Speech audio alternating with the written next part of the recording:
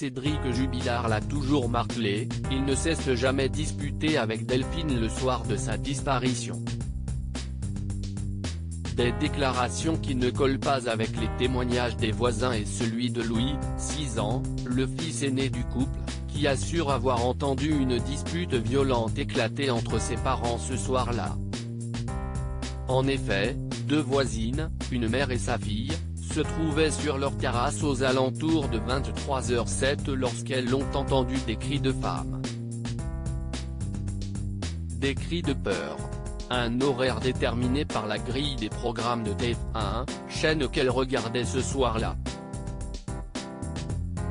L'heure est d'une importance capitale dans ce dossier, puisque le dernier signe de vie de Delphine Jubilard remonte à 22h58 ce soir-là, lorsqu'elle envoie un message de bonne nuit à son nouveau compagnon via Snapchat.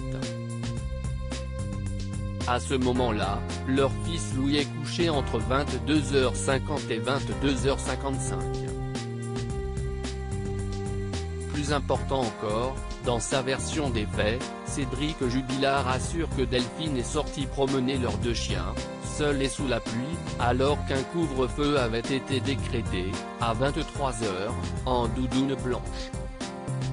Toujours d'après la version des voisines rapportée par Le Parisien, elles entendent des cris stridents de détresse qui vont progressivement disparaître dans la nuit pendant que les chiens du couple aboyaient très bruyamment.